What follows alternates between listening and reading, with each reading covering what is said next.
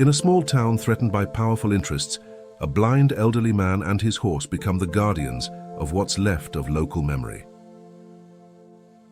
When progress threatens to erase a people's roots, resistance rises from the most unexpected places. Welcome to the channel. Before we begin, please like and subscribe so we can continue creating stories like this one. The strong sun of the Midwest scorched the small town of Clearwaters in the heartland of Nebraska. The sparsely paved streets were known for their simple and hospitable houses, surrounded by vast farms where people lived mainly from cattle and horse breeding. In the center of the main square, old Mr. Anthony Shepard, a 78-year-old gentleman, sat on a wooden bench, his blind eyes fixed on the horizon he could no longer see, but which still lived in his memories. "Can you smell the rain coming, Storm?" he asked his faithful companion, a white horse that grazed peacefully beside him, needing neither reins nor rope. The animal whinnied softly, as if understanding every word. The connection between them was something that local residents called mystical, almost supernatural. Anthony had not always been blind. 12 years ago, during a powerful storm, lightning struck very close to where he was taming a wild horse. The animal, frightened, threw him off, causing a trauma that gradually robbed him of his vision. Curiously, it was Storm himself, then a young colt, who found him and, according to local stories, guided other residents to the accident site. "They say horses feel more with their heart than with their eyes, don't they, Mr. Anthony?" asked Lisa Mitchell, a 25-year-old newly graduated biologist who had returned to her hometown after years of studying in the capital. She approached, bringing a glass of fresh water for the elderly man. "That's right, child. And it was that big heart that saved me. Storm is more than an animal, he's part of my soul." Anthony smiled, the wrinkles on his face showing years of work under the sun. "And how is your father? I heard he sold part of his land." Lisa sighed, sitting next to the old horse trainer. "Yes, he did. To some Richard Anderson, a businessman from New York. He's buying everything around here." At that very moment, as if summoned by the conversation, a luxury car stopped on the other side of the square. A tall man, approximately 45 years old, wearing an impeccable suit despite the heat, got out accompanied by assistants carrying folders and cell phones. Richard Anderson was the definition of success in major urban centers. Educated at the best universities in the country, he had built an empire in real estate and was now turning his eyes to the heartland with projects that promised modernization and prosperity. "That's him," whispered Lisa, leaning so that only Anthony could hear her. The old trainer turned his head in the direction of the approaching footsteps, his wrinkled face betraying an expression of distrust. Storm, sensing the tension, moved closer to his owner. "Good morning, Mr. Shepard, Richard Anderson." The voice was strong, trained to command meeting rooms. "It's a pleasure to finally meet the living legend of Clearwaters." Anthony didn't extend his hand, only nodded his head. "The pleasure must be yours. I'm too old for novelties, mister." Richard smiled, undeterred by the coldness. He turned to Lisa, extending a card. "Miss Mitchell, I'm inviting representatives of all the traditional families to a special presentation tomorrow at the old barn of Hope Ranch. We'll be revealing the New Horizon project for Clearwaters. Your background in biology will be very valuable in understanding our environmental commitments." Lisa took the card hesitantly. "And what exactly is the project?" "A luxury resort, international standard horse stables, a golf course. We're going to bring Clearwaters into the 21st century." He spoke with genuine enthusiasm, as if offering salvation. "Jobs, tourism, development." Anthony coughed, drawing attention. "And what happens to the families who have been here for generations, to the animals that graze freely, to the river that feeds our crops?" Richard's smile faltered for a moment. "Progress requires adaptation, Mr. Shepard, but I guarantee that everyone will have their place in this new chapter of the town." At that moment, Mayor Jerry Olson crossed the square, smiling. He was a middle-aged man who had held the position for 3 terms, more for lack of opposition than administrative competence. "Richard, I see you're already meeting our distinguished citizens." He patted the businessman on the back. "Anthony, this man is going to transform Clearwaters. Imagine tourists from all over the world coming here. Transform is a dangerous word, Jerry, replied the elderly man, stroking Storm's neck. Sometimes we transform so much that we lose the essence. The mayor gave a nervous laugh. Always philosophical, our Anthony. But times change, my friend, and we need to change with them. As the conversation continued, residents began to approach, curious. Among them was Charles Mitchell, Lisa's father, and owner of one of the largest properties in the region. He was a hard-working man, widowed for 10 years, who had raised his daughter alone. "Mr. Anderson," interrupted Charles, "I heard you offered double the market value for Old Joe's Good Success farm." Richard smiled, adjusting his tie. "Business is business. Mr. Mitchell, Old Joe was satisfied with the offer. And where will he live now?" "His family has been on that land for 4 generations, retorted Charles, visibly troubled. "He can choose one of the new condominiums we're going to build," responded Richard, without losing his composure.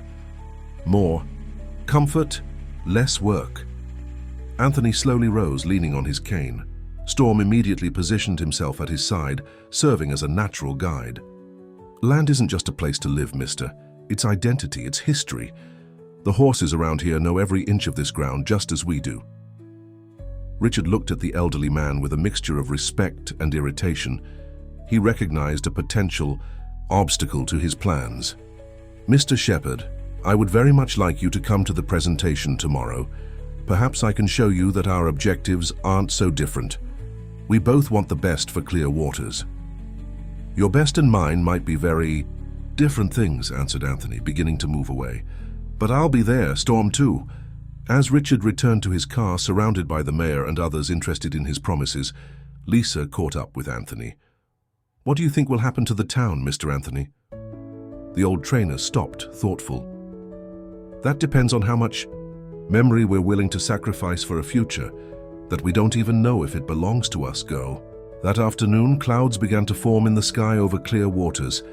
From the top of the hill that housed the old Hope Ranch, now Richard Anderson's property, the businessman observed the small town with ambitious eyes.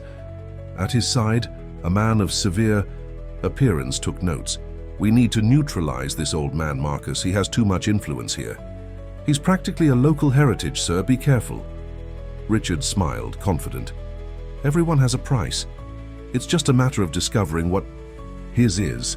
Meanwhile, in Anthony's small house near the river that cut through the town, the elderly man sat on the porch, listening to the sound of the waters and Storm's whinnying.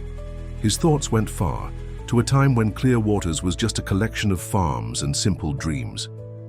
Now he felt in the air that changes were coming, and something told him it wouldn't be peaceful. The following morning dawned with a palpable expectation hanging over Clear Waters.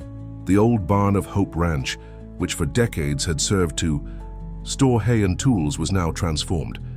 Colorful banners announced, "New Horizon Project, the future has arrived," and a temporary air-conditioned structure was set up to receive guests. Uniformed staff served canapes and sparkling wine, while an impressive model occupied the center of the space. Lisa arrived accompanied by her father, Charles Mitchell. Both wore simple clothes, contrasting with the formally dressed businessmen and politicians already circulating around the location. Not much later, a murmur at the entrance announced Anthony's arrival. The elderly man was riding Storm, refusing to use any other means of transportation. "That old man is still going to give me trouble," whispered Richard to Marcus, his assistant, while observing the scene from the main entrance. With a studied smile, he approached to receive Anthony. "What an honor to have you here, Mr. Shepherd. Allow me to help you." "Storm guides me better than any person with perfect vision," replied the elderly man, dismounting with surprising agility for someone of his age. The white horse remained patient near the entrance, as if understanding the importance of his presence there. Mayor Jerry quickly approached, nervous about the unusual situation. "Anthony, you know we can't have animals in here. It's a formal event. If my horse doesn't enter, I don't enter either," replied the elderly man firmly. "And I believe many people here would be interested in hearing what I have to say about the lands this gentleman has been buying." Richard intervened with rehearsed diplomacy. "Please, there's no problem at all. The horse can stay in the covered patio very close to the entrance. We'll provide fresh water for him." Satisfied with the solution, Anthony allowed Lisa to guide him inside the barn. The young biologist described everything she saw, from the decoration to the expressions on the faces of those present. When they reached the central model, she stopped, impressed. "It's huge, Mr. Anthony. There's a resort with at least 5 four-story buildings, a gigantic golf course, stables, clubs. It looks like a city within the city." The elderly man frowned. "And the river? Where is the river in the model?" Lisa examined it more carefully. "It seems like it was channeled. I can't explain it properly, but it doesn't look natural anymore." At that moment, Richard climbed onto a small stage set up for the occasion.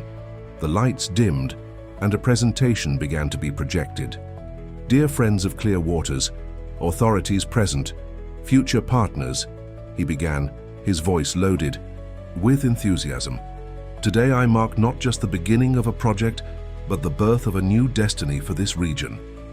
For 40 minutes, Richard spoke about million-dollar investments, jobs created, modern infrastructure, and the promise of putting Clear Waters on the national luxury tourism map.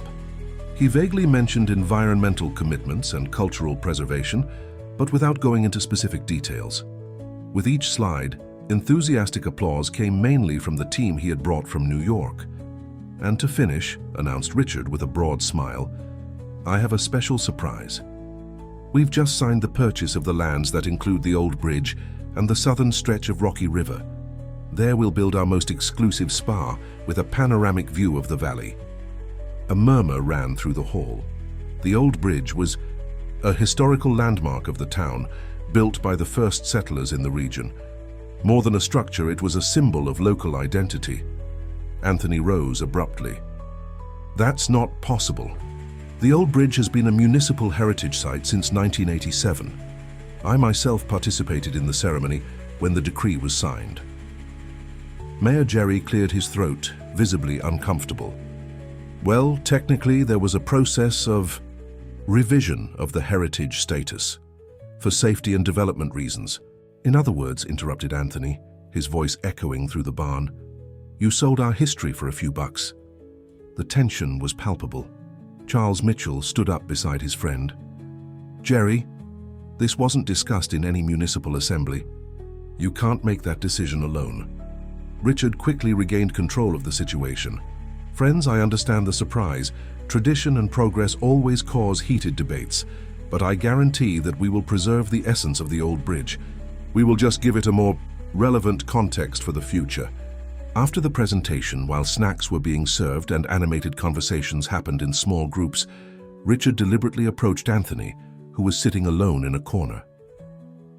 "Mr. Shepherd, may I join you?" he asked, sitting down without waiting for a response. "I notice your concern and I respect that. You represent the heart of this land." "Cut the smooth talk, mister," replied the elderly man, turning his blind face toward the voice. "I've dealt with many wild horses in my life to know when someone is trying to tame me." Richard laughed, genuinely impressed with the frankness. "Let's talk directly then. You have a small but strategic property close to the river. I'm willing to pay 3 times the market value. It's not for sale, not for all the money in the world." "Everything has a price, Mr. Shepherd," insisted Richard, leaning in closer. "Perhaps it's not money. I can offer other things. A special place for you in the resort. An equine therapy center with your name. Think of the children who could benefit." For a moment, Anthony seemed to consider. "A center for children, huh? Using horses for therapy?" "Exactly." Richard felt he had found a crack. "You would be the honorary consultant. Your wisdom would be preserved and expanded." The old trainer was silent for a few seconds. "And the Old Bridge and the river and the families who were born and raised on these lands?" Richard's smile faded slightly. "Adaptations are necessary. Some will have to move, it's true, but for a greater good." "Whose greater good?" Anthony stood up, leaning on his cane. "Your pocket, which will be full, or the town, which will lose its soul?" At that moment, Lisa approached quickly. "Mr. Anthony, we have a problem. Storm is restless outside. They're refusing to give him water as promised." The elderly man frowned. "Take me to him, girl." In the external patio, They found the white horse surrounded by security guards who were trying to restrain him with ropes. The animal whinnied upon sensing his owner's approach. "Take your hands off my horse," shouted Anthony, his voice surprisingly strong. "What absurdity is this?" One of the security guards, a burly man with a closed expression, stepped forward. "The animal was restless, sir. Just for safety." "The only unsafe thing here is your greed," replied the elderly man, approaching Storm, who immediately calmed at the familiar touch. Richard arrived soon after, visibly displeased with the scene. "I apologize for the misunderstanding, Mr. Shepherd. My team is zealous." But the damage was done. Other local residents had approached, witnessing the incident.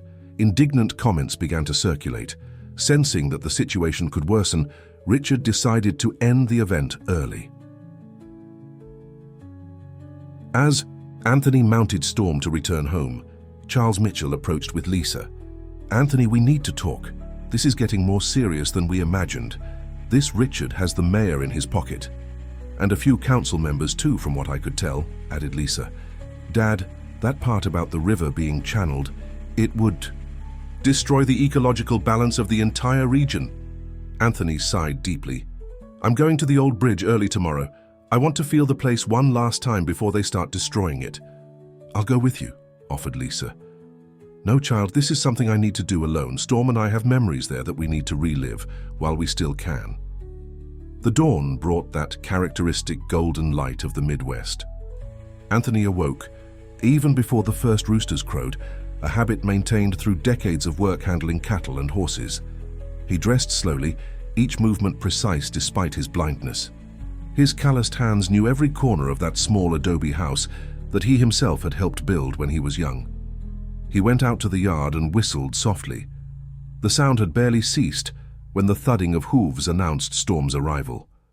The white horse approached, touching his muzzle to the elderly man's shoulder in an almost human gesture of greeting. "Good morning, old friend," murmured Anthony, caressing the silky mane. "We're visiting the bridge today, perhaps for the last time."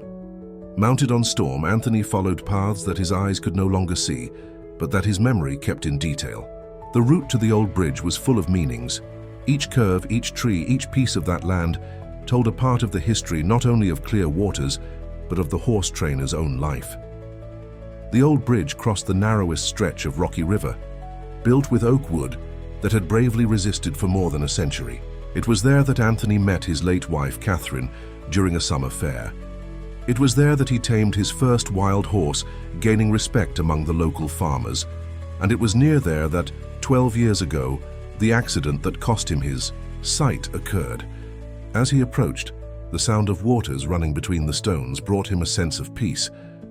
He dismounted carefully and, guided by the sound, walked to the center of the bridge. Storm remained grazing peacefully near the entrance. "So much history in these boards," he murmured to himself, leaning on the railing worn by time. "And now, they want to transform all this into a spa for rich folks from New York."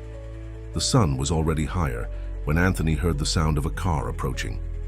The vehicle stopped, and firm footsteps echoed on the ancient wood of the bridge. "Early riser like the ancient knights, aren't you, Mr. Shepherd?" Richard Anderson's voice sounded different here, less polished, more raw. "What are you doing here so early, mister?" asked Anthony without turning around. Richard stopped beside the elderly man, observing the current below. "The same as you, I imagine, saying goodbye to the old to welcome the new." A heavy silence settled between them, broken only by the occasional singing of birds and the constant murmur of the waters. "You know," Richard finally continued, "I admire people like you. Deep roots, unshakable principles, but the world doesn't work that way anymore." "And how does it work in your understanding?" "Adaptation, evolution. Those who don't adjust are left behind."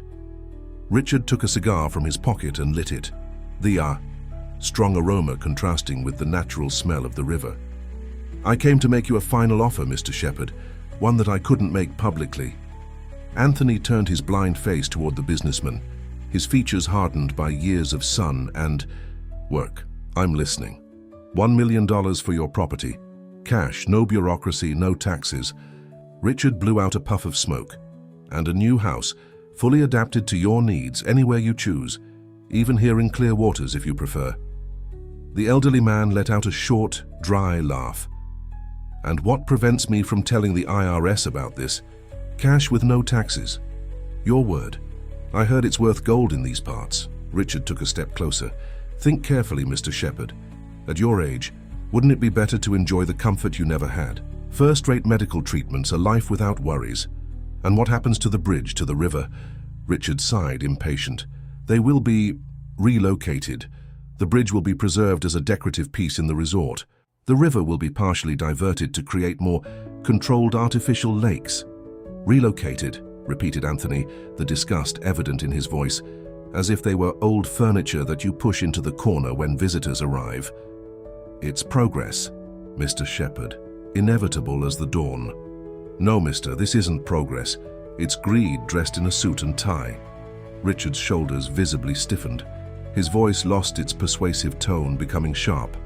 Let me be direct then. Your small piece of land is the only one I'm missing to complete the project. All the other owners have already sold. All of them? All who matter, including your friend Charles Mitchell. That hit Anthony like a physical blow. Charles, who had always been by his side at community meetings, defending local traditions. Lisa's father, who had grown up hearing the stories of the region. I don't believe you, he finally replied, but his voice betrayed a doubt. Ask him yourself, Richard smiled, noticing the uncertainty. He signed the papers last night. Financial difficulties, you know how it is. Not everyone can afford to cling to sentimentality. The elderly man gripped the railing of the bridge tightly, as if seeking support for more than his aging body. And if I refuse to sell, what do you do? Run over me like you want to run over the river? The businessman threw the cigar butt into the water, the orange glow disappearing into the current. Don't be dramatic, Mr. Shepherd. Nobody needs to get hurt in this story. But understand, your isolated land surrounded by my development will have no value. Access to the river will be cut off. The road leading to your property will pass through the resort. Imagine the inconveniences. Are you threatening me? I'm being realistic. You'll be isolated. No neighbors, no easy access to town. Storm, who until then had been grazing peacefully, suddenly raised his head as if sensing the tension in the air. He began to approach the bridge. That horse seems to understand every word we say, commented Richard, observing the animal. He understands. More than many people with open eyes and closed minds, retorted Anthony. My answer remains no. This land is not for sale, not for 1 million, not for 10. The businessman breathed deeply, struggling to control his frustration. You know what your problem is, old man. You can't see beyond your little world. You don't perceive the opportunities, the possibilities. Perhaps I see more now that I'm blind than you do with all your vision blurred by dollar signs, Anthony calmly replied. Richard's patience ran out. With an abrupt movement, he grabbed the elderly man's arm. Listen here, you stubborn hick. You're not going to stand in my way. Nobody does. Storm whinnied loudly, galloping toward the bridge. The sound of hooves on the ancient wood was like thunder. Surprised by the horse's reaction and the unexpected strength of the elderly man who was struggling, Richard lost his balance. In a moment of panic, he pushed Anthony, who dangerously stumbled near the edge of the bridge. "Help!" shouted the elderly man, feeling the emptiness beneath his feet. For a terrible moment, his body hung over the river, decades of memories flashing through his mind. Richard, realizing what he had done, extended his hand to grab him, but it was too late. With a muffled cry, Anthony fell from the old bridge, his elderly body plunging into the turbulent waters below. "My God!" exclaimed Richard, watching in horror as the old man's body was dragged by the current. "What have I done?" Storm arrived at the spot exactly when Anthony was falling. The animal stopped abruptly, observing the scene with what seemed to be a complete understanding of what had just happened, his eyes fixed on Richard with an almost human intensity. "Get away!" shouted the businessman at the horse, an irrational fear taking hold of him. Ignoring the command, Storm veered away from Richard and, in a movement that would leave any witness incredulous, went down the steep bank to the riverside. The animal began to follow the course of the water, keeping its eyes fixed on the point where Anthony had disappeared. Richard remained paralyzed on the bridge, his calculating mind already evaluating options. There were no witnesses. It was an accident. The old man was blind, he lost his balance alone. Who would believe a horse? But as he watched Storm determinedly galloping along the riverbank, a chill ran down his spine. There was something about that animal, something that defied the cold logic of business and profits he was accustomed to. Quickly, he got into his car and accelerated back to town. He needed to establish an alibi, prepare for the inevitable questions. His cell phone rang. It was Marcus, his assistant. "Sir, we have a problem with the environmental licenses. The biologist, Mitchell's daughter, is questioning the reports. She says there are serious inconsistencies." "Not now," Marcus cut off. Richard, his mind focused on more urgent problems. "Schedule a meeting with the mayor for today, and find out who usually frequents that bridge at this time of morning." He hung up before the assistant could respond. He looked in the rearview mirror one last time, but could no longer see the bridge or the white horse. A strange sensation invaded him, something he hadn't felt since childhood: fear of the unknown. The news spread quickly through clear waters. Anthony had suffered an accident on the old bridge. A pickup truck passing on the secondary road spotted the white horse acting strangely on the riverbank, whinnying and pushing something with its muzzle. Upon approaching, the driver, Sebastian Gomez, an old ranch hand who had worked on farms in the region, discovered Anthony's body trapped among the rocks. Surprisingly, the elderly man was still breathing. "It was the horse that saved him, I have no doubt," Sebastian was saying to anyone who would listen, in the waiting room of the small municipal hospital. "When I got there, Storm was pulling Anthony to the shore, biting his shirt. I've never seen anything like it. Then he kept nudging the old man's chest with his muzzle, as if he was doing CPR." Lisa was pale, sitting next to her father. "Charles," Mitchell maintained a closed expression, avoiding his daughter's gaze since she discovered about the sale of their lands. "How did this happen, Dad?" Lisa finally asked, her voice trembling with contained emotion. "Mr. Anthony knows every board of that bridge, even without seeing." Charles sighed deeply, running his hand through his graying hair. "I don't know, honey. Maybe age, maybe a pure and simple accident. Or maybe it wasn't an accident at all." Sebastian's voice sounded louder than he intended. When everyone turned to him, the man cleared his throat, embarrassed. Storm was very agitated, more than normal for an accident, and there were fresh tire marks nearby from a fancy car. At that moment, Richard Anderson entered the hospital, closely followed by Marcus. He was impeccably dressed, as always, but his normally confident face showed signs of tension. "What a terrible tragedy," he announced, approaching the group. "I came as soon as I heard. How is he?" Lisa rose abruptly. "What are you doing here?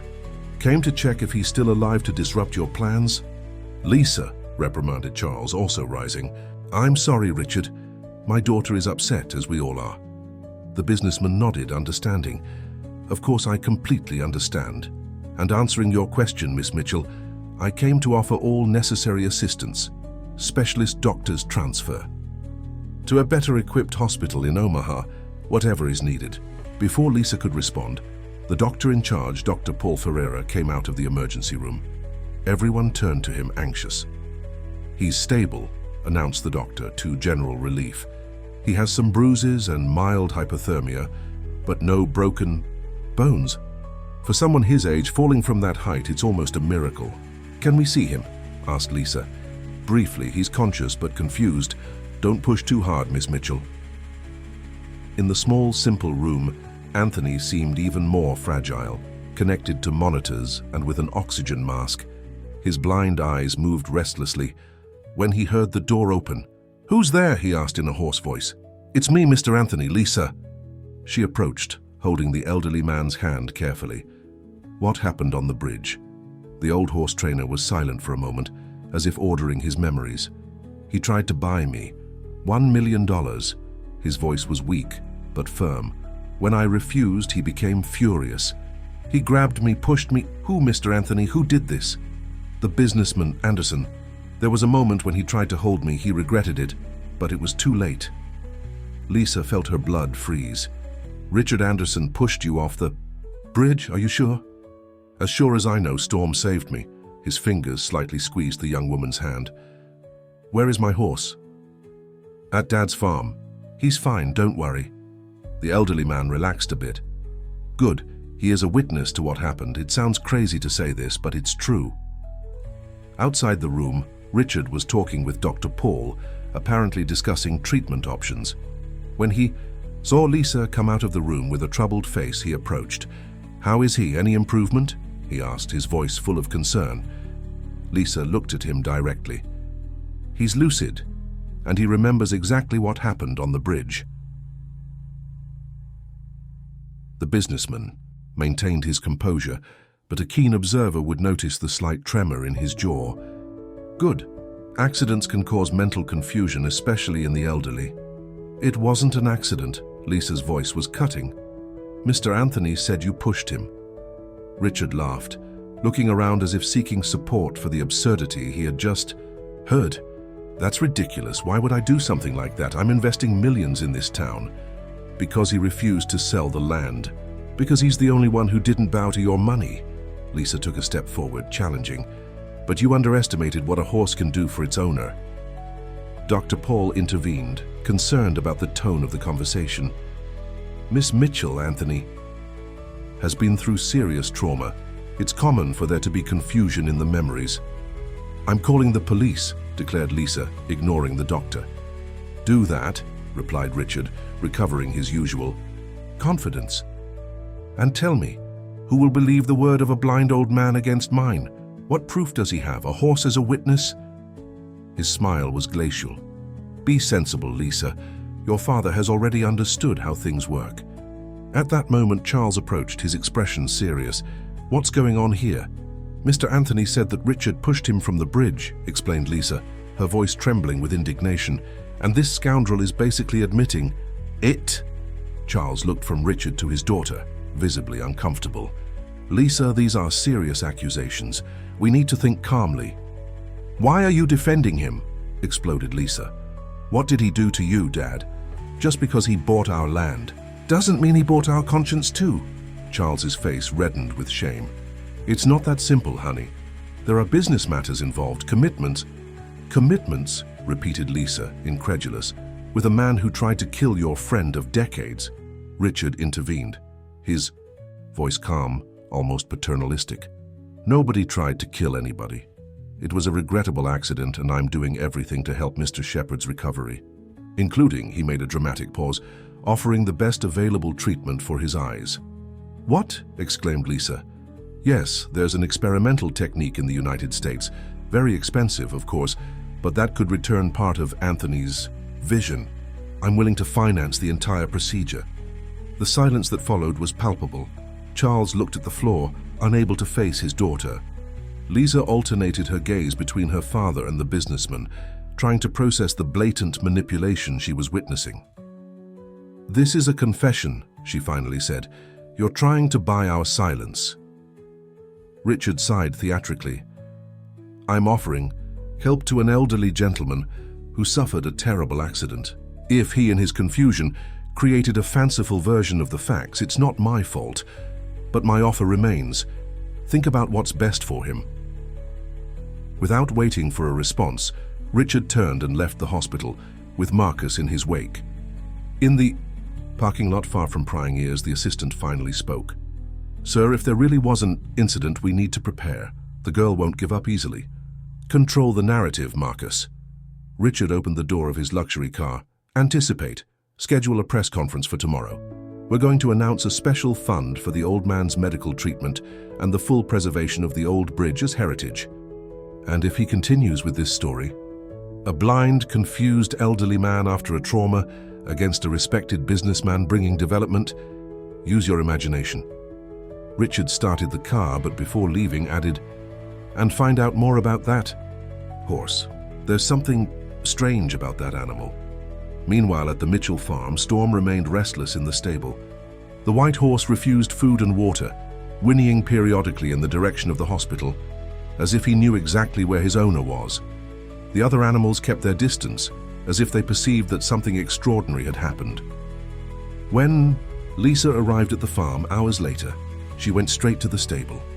She found Storm agitated, stomping his hooves on the dirt floor. "You know what happened, don't you?" she whispered, approaching carefully. "Somehow, you understand." The horse calmed with her presence, bringing his muzzle close to the young woman's face. His dark eyes seemed to contain an impossible wisdom for an animal. Lisa felt a shiver. "We're going to prove what he did, Storm," she promised, stroking the animal's neck. "Somehow, we're going to prove it." The next morning, the sun was barely rising on the horizon. Something unusual happened. The stable was found open, and Storm had disappeared. Searches around the property revealed no sign of the animal. That's when the phone rang. "Mitchell." It was Sebastian's voice, the man who had found Anthony. "Better come to the central square. Quick! The white horse is there and you won't believe what he's doing." The central square of Clear Waters had never witnessed such a scene. A growing crowd was forming in a circle, people whispering and pointing, some filming with their cell phones. In the center of it all, motionless like an equestrian statue, was Storm. The white horse remained in front of the town hall, his body strategically positioned blocking the main entrance. When Lisa arrived, accompanied by her father, she had to make her way through the curious onlookers. Charles seemed embarrassed, still avoiding his daughter's gaze after the discussion at the hospital. "My God, it's true," murmured Lisa upon seeing the animal. "How did he get here alone?" "Came down the main road," replied Mrs. Zoe, an elderly lady who sold herbs in the square. "I saw him galloping by just before dawn. He seemed to know exactly where he was going." Mayor Jerry observed the scene from a side window, visibly irritated. Next to him was Richard Anderson, his face an impenetrable mask of studied indifference. "Get that animal out of here," ordered the mayor to two municipal guards who hesitated to approach the horse. "We're going." "To need his owner, Mr. Mayor," replied one of the guards. "The animal seems nervous." Indeed, whenever someone tried to approach, Storm reared up, whinnying threateningly. But when he saw Lisa, the horse immediately calmed down, moving his head as if calling her. "I think he wants you to approach," commented Sebastian, who was observing everything from nearby. Carefully, Lisa advanced. Storm remained calm, allowing her to touch his neck. It was then that the young woman noticed something. There was mud and fragments of vegetation stuck in the animal's mane. "He was at the river," she murmured to herself. "At the old bridge." As if confirming her words, Storm began to gently pull the sleeve of her blouse, trying to guide her. "He wants to take you somewhere," observed Sebastian. Lisa hesitated for just a second. "I'll go with him." "Dad, are you coming?" Charles seemed divided, looking at the window where the mayor and Richard were observing. "Lisa, think carefully. This is all very strange." "Exactly why I need to go. If you don't come, I'll go alone." Reluctantly, Charles agreed with a nod. Lisa mounted Storm with the agility of someone who grew up on farms. To everyone's surprise, the horse didn't resist, patiently waiting for her to get comfortable before starting to walk, below normal pace, as if understanding the importance of not throwing off his rider. "Where are we going?" asked Lisa when she realized they were heading out of town. Storm continued at his determined pace, ignoring any attempt to direct him. Charles followed in his pickup truck, a few meters behind. Sebastian also came, along with half a dozen other curious residents. And further back, almost imperceptible, a black car with tinted windows. Marcus, fulfilling Richard's orders not to lose sight of the animal. The improvised procession continued until they reached the old bridge. Storm stopped before crossing it, whinnying as if explaining something. Lisa dismounted, looking around. The bridge seemed normal at first glance, but the horse insisted, gently pushing her with his muzzle toward the riverbank. "He wants you to go down there," pointed Sebastian, who had joined them. Carefully, Lisa descended the steep slope to the riverside. Storm followed her, surprisingly agile on the rough terrain. When they reached the bank, the horse began to dig the soil with his hooves. "What is he doing?" asked Charles, who had finally decided to join his daughter. "Looking for something," murmured Lisa, observing attentively. After a few minutes of digging, Storm stopped, whinnying excitedly. Lisa approached and cleared away more dirt with her hands. There it was, a cell phone partially buried in the mud. "A phone," Charles seemed confused. Lisa carefully picked up the device. "It's damaged by water, but..." She examined the luxury model. "This isn't the type of cell phone that just anyone in clear waters would have." "Richard," murmured Charles, finally understanding. "It must have fallen from his pocket during what happened with Anthony." "If we can recover the data..." began Lisa, but she was interrupted by the sound of an engine. Marcus was approaching hurriedly. "Excuse the intrusion," he said, adjusting his jacket as he descended the slope. "Mr. Anderson is concerned about all this spectacle. May I ask what you found?" Lisa quickly hid the cell phone in her pocket. "Nothing important. The horse must have smelled Anthony here." Marcus smiled without humor. "Of course. Well, if you need any assistance, Mr. Anderson has made all the company's resources available." His gaze, however, was fixed on the pocket where Lisa had stored the phone. When Marcus moved away, Lisa turned to her father.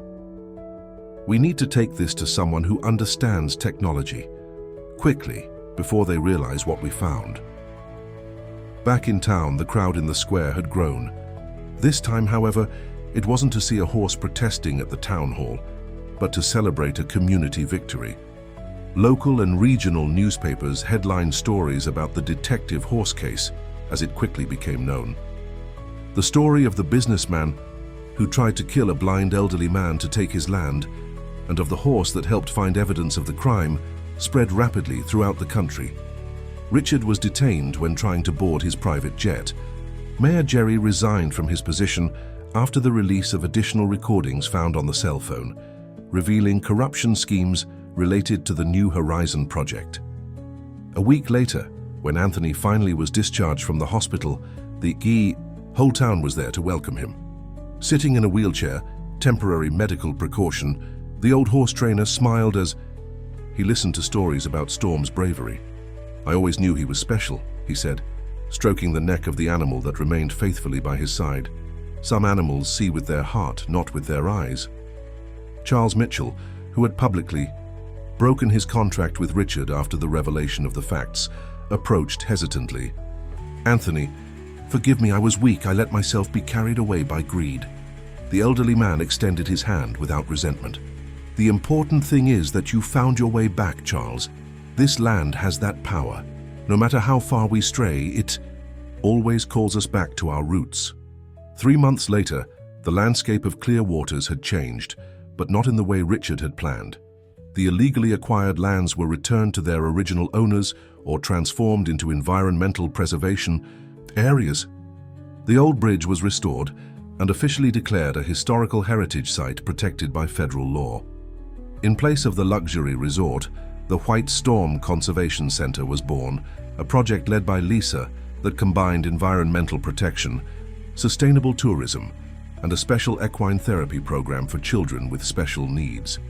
On a sunny afternoon, Anthony sat on the porch of his rebuilt house, listening to the sound of the river and the whinnying of horses. Storm grazed peacefully nearby, occasionally raising his head as if checking that his owner was okay. "You know, Lisa," said the elderly man to the young woman who visited him regularly, "they say that every horseman one day finds the horse that is half of his soul. I thought it was just a legend of the old trainers." "And isn't it?" she asked, smiling.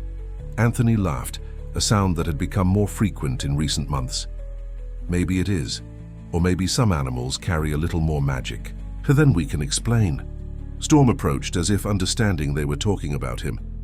The late afternoon sun transformed his white coat into gold, creating the illusion of an almost mythical being. "What matters," continued the old horse trainer, "is that sometimes we need to lose our eyesight to see clearly what truly matters." Lisa nodded, observing the town in the distance. Clear Waters continued to be a simple place, but now it carried with it an extraordinary story, that of the white horse and its blind owner, who together had saved not only each other, but the entire essence of a place that was almost lost in the maelstrom of soulless progress. The wind blew gently, carrying the aroma of wildflowers that now grew freely around the old bridge. And in the pasture, Storm began to teach the young colts the ancient art of recognizing the heart of humans, a knowledge that, like the deep roots of the prairie, would continue to spread silently, resisting storms and times of drought, keeping the memory of a place where horses and men shared more than just the ground beneath their feet. Dear listeners, we hope that the story of Anthony and Storm has touched your hearts. To continue this emotional journey, we've prepared a special playlist with equally captivating stories. Find it here, clicking to your left. If you enjoyed this narrative about courage, loyalty, and the special connection between a man and his horse, don't forget to subscribe to our channel and like the video. Every day we bring unique stories that explore the complexity of life and the beauty of genuine relationships. Don't miss our upcoming content. We look forward to reading your comments.